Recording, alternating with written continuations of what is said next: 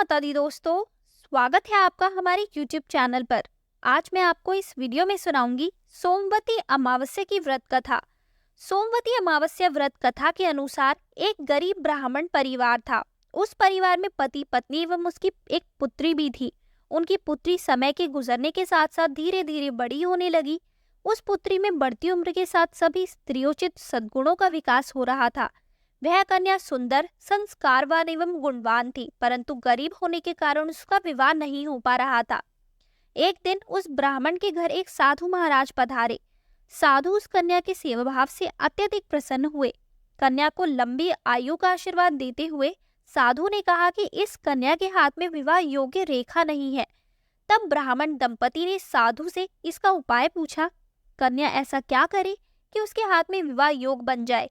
साधु महाराज ने कुछ देर विचार करने के पश्चात अपनी अंतर्दृष्टि में ध्यान करके बताया कि कुछ ही दूरी पर एक गांव में सोना नाम की एक धोबिन महिला अपने बेटे और बहू के साथ रहती है, जो बहुत ही आचार विचार एवं संस्कार संपन्न तथा पति परायण है। यदि यह सुकन्या उस धोबिन की सेवा करे और वह महिला इसकी शादी में अपने मांग का सिंदूर लगा दे तथा उसके बाद इस कन्या का विवाह हो जाए, तो इस कन्या का वैधव्य योग मिट सकता है। साधु ने यह भी बताया कि वह महिला कहीं बाहर आती जाती नहीं है। यह बात सुनकर ब्राह्मणी ने अपनी बेटी से धोबिन की सेवा करने का प्रस्ताव रखा।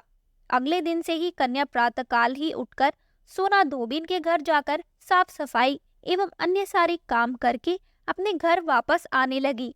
एक दिन सोना धोबिन अपनी बहू से पूछती है कि तुम तो सुबह ही उठकर सारे काम कर लेती हो और पता भी नहीं चलता। बहू ने कहा, माँ जी, मैंने तो सोचा कि आप ही सुबह उठकर सारे काम खुद ही खत्म कर लेती है। मैं तो देर से उठती हूँ।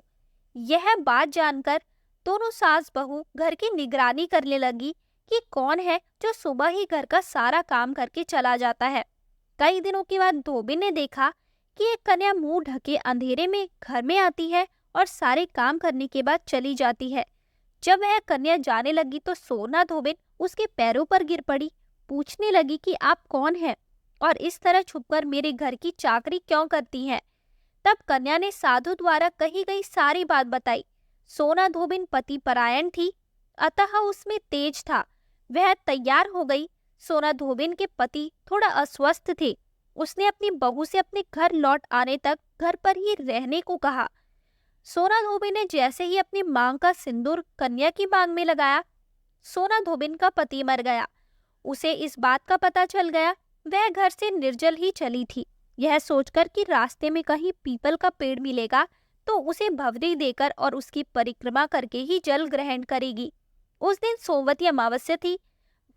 ब्राह्मण के घर मिले पुए पकवान की जगह उसने ईंट के टुकड़े से 108 बार भवरी देकर 108 बार पीपल के पेड़ की परिक्रमा की और उसके बाद जल ग्रहण किया।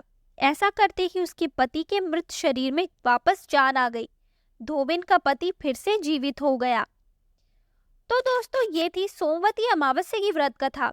आपको ये कथा कैसी लगी हमें कमेंट करके जरूर बताएं। हमारी आने वाली सभी वीडियोस को देखने के लिए हमारे चैनल को सब्सक्राइब करें और शेयर करना ना भूलें।